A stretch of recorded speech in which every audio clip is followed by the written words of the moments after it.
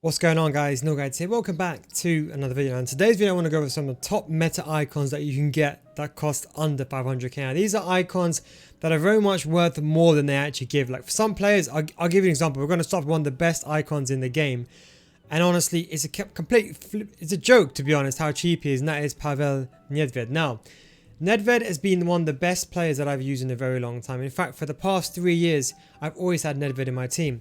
Why is he so good? Is because he's high medium, 4-star skill moves, 5-star weak foot. The 5-star weak foot should sell it already. But then when you look at his actual stats, he's honestly one of the best players in the game. Now, every single year, he's probably one of the most underrated cards. In fact, I'm probably going to pick him up now before I release this video because he's that good. Now, why is he that good? Well, simply it's because he has everything you need. He's got the pace, he's got the agility and balance, and he's got the shooting, he's got the passing, and he's got the physicality. So you can play him as a winger, you can play him as a striker, or you can play him, or where I'm going to play him, in a cam. Now, in a 3-5-2, I've got Ronaldo and Neymar up front. You put a Hunter on him, he becomes one of the most underrated cards, should I say, in the game. There's so many more overrated cards that kind of push the way to the side when this guy gets involved.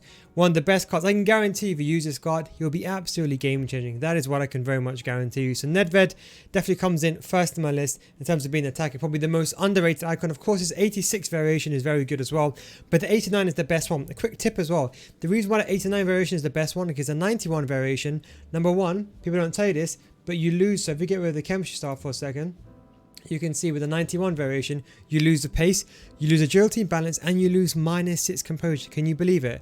You lose -6 composure on the prime icon card. So the 89 card is actually the best card. And you can see, for example, like here, the prime card costs more money and it's worse than that card.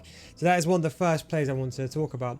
Another player I wanted to talk about is an underrated player that I like. One that I've been using very much recently because I couldn't afford Nedved just yet in my team because I do have Neymar, and that is Overmars. Now, Overmars has been a formidable player for me. Another very good card.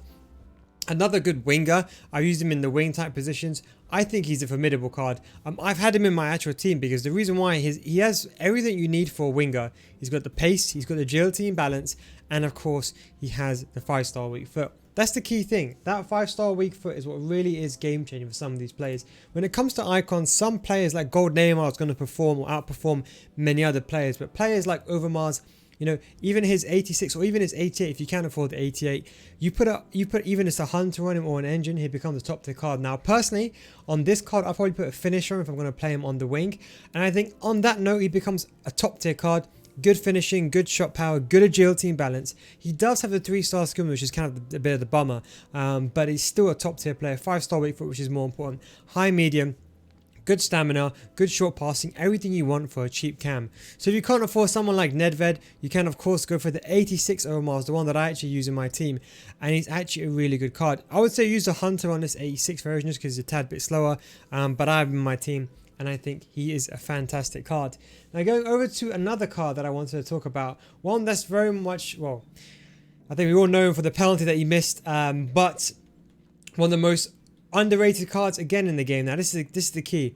It's not the prime Shevchenko, it's actually the middle one. No, sorry, the base one. The middle one and the prime one. See, a lot of these cards, people always think, oh, just because it's the higher rated one, it must be the better one. But the best Shevchenko card is actually the base one. Now, why is this? Why is the base Shevchenko one the best cards? Very simply, it's because look at this.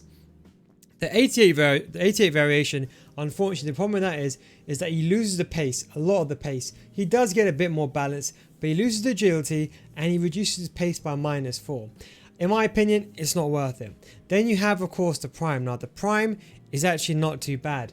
But the problem is, the reason why I prefer the baby just over the prime is because there's certain things in terms of price which actually makes the base card more effective. You know, 700k compared to 300k, you're actually saving a lot more money by getting this base card as opposed to getting the prime. So what I would say to you is get the base card, one of the most perfect cards. You can play him as a winger, I would say, or you can play him as a cam or even a striker. So if you've got 300k and you need an icon to link all your players together, don't get Raul, get someone like him. Now, I'd recommend putting a Hunter on Shevchenko as well. He does lack that stamina, that is somewhat of a big thing, but I'll say if you put him in a striker or in the cam role, I think he gets a job done very, very well. If you're going to play him in a cam though, what I'll say is put an Engine on him. That way he gets that short passing. He does boost up a little bit. I know it's 75, but believe me, it's not too much of the end of the world because his shooting is that good, but I mainly see him as a centre forward or as a striker. 4-star, can do everything on the ball, and a top tier card nonetheless. Another very much underrated card that people don't even overlook at him too much. People always overlook cards like these, and that's something that's very, very important. Now going over to another player, and this would be probably a more, I think you can say more of a traditional cam type. The rest of the cards are more like cam or wingers or strikers. We're going to go with Hagi, another underrated card this year. I'm pretty sure, well, with the icon swaps, he is actually a good card to get. I wouldn't say get him in an icon swaps because you can buy him for the price of only 415k. A very cheap card, especially after the market crash, like Nedved went crashing down. And so did some of these cards as well. Another very good card, you put a hunter on him, it speaks for itself. 4-star. Now, he is low medium, so in my opinion, I still think Nedved is better than Hagi. Nedved, I'll be honest, probably better than all the icons I'm going to show in this whole footage. I'm presuming Nedved's price probably going to go up, but Hagi is another good card you can play in a cam, especially if you're from Romania and you're a big fan of him. I think he's a really, really good card. Good short passing, good long passing, good shooting and stats, good pace, good agility and balance. Everything you'd want from actual dynamic cam. He hasn't got the best of attacking work rate, so you may have to put him on stay forward. So do bear that in mind and take that with a grain of salt. Another player I wanted to go with, more on the defensive side or an actual centre mid, is Lampard. Now, I would say the Gerrard middle is a bit better. But if you can't afford Gerrard middle, Lampard is a pretty good card. Now, unfortunately, apart from Guardiola and maybe a few others, there isn't really that many good dynamic attacking centre mids. Now, Seedorf base card is obviously too expensive, but Lampard makes a really good addition. Now, I know his agility and balance is appalling. You're probably going to think, no, are you serious? You're asking a guy with 65 agility balance, but I'll be honest, he makes up for it going forward. Yes, he hasn't got the best of sprint speed when you put a shadow on him, but he does have 4-star, medium highs. You leave him on balance, he becomes a very good attacking midfielder. But of course, he's got the very high stamina, the good 6 foot stature, alongside with a very good long shots. Now, don't forget, when you're shooting outside the box, the most important stats is long shot and shot power, not finishing.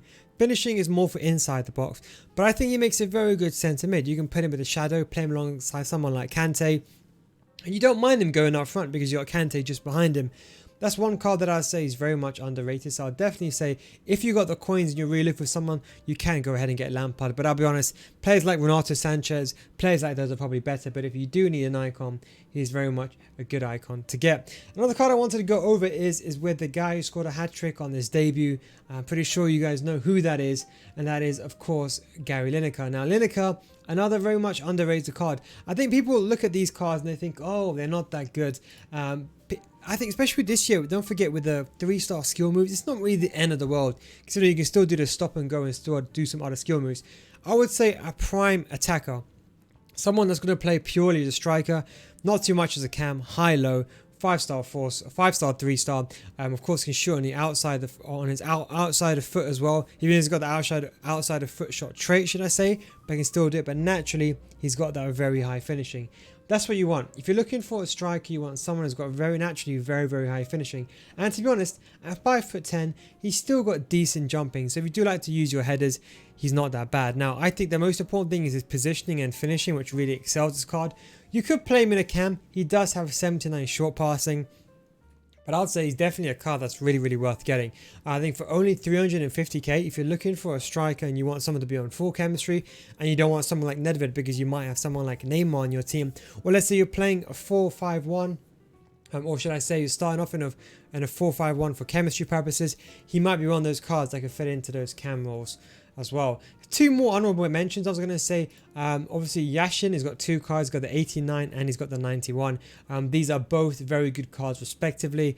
Yes, I agree he isn't the tallest of the goalkeepers at 6'2". There is other cards like Czech. I think Czech's another good card as well. But I really value positioning over everything. And the only issue is that, of course, with Czech, you do have him a tad bit taller, but you got to make that decision. Is Czech, is he worth it for just that little bit more better, I suppose you can say better height, but then you got the high 90s for the reflex positioning and diving. It's a bit of a difficult one. I would say it's completely up to you. Another honourable mention I want to talk around is Roy Keane. Another good card for a CDM. Now, Lampard was more of the attacking centre mid, but Roy Keane, when you put a shadow on him, he very much becomes a viable card. Only 349k compared to his 86 card, which is way too slow. And of course, you do have the prime card, which I think is even slower than the mid card. So you're probably only left realistically with the middle. Keane, now I think it's a really good card. He's got decent shooting as well. You put a shadow on him, he becomes a very good card. If you want, I know he's only 3-star. You can put a hunter if you want to become more attacking. I think that's very much useless. I would say definitely put a shadow on him. He's got really good short pass and long pass, and he's got the decent agility balance to play midfield. There's someone like him instead of like a defensive CDM. Someone like him alongside someone like Renato Sanchez would be a very good combination, or him alongside someone like Firmino. So it's definitely an icon to get that's worth it. And the final one I wanted to go over is Suka. I think everyone knows about this card already. Another top tier card, has everything that you want, of course, from a winger or striker. He is a tad bit clunky that I have heard, being that 6 foot of nature, but he's still a very good card. But let's be honest, there is no one that beats the one and only Nedved. There is a lot of array of other cards out there.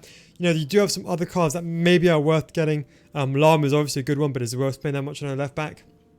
Probably not. But if you're talking about the creme de la creme, Nedved is probably one of the best icons that I've used. In fact, this guy should be priced about 900k to 1 million coins, in my honest opinion. And don't forget, the middle card is obviously the best card, not the prime. And you put a hunter on him, or you can even put an engine on him, I think he becomes one of the best icons that you can buy, that money can buy, especially for that 5-star weak foot. Thanks for watching, boys. Take it easy, and I'll catch you next time. Peace out.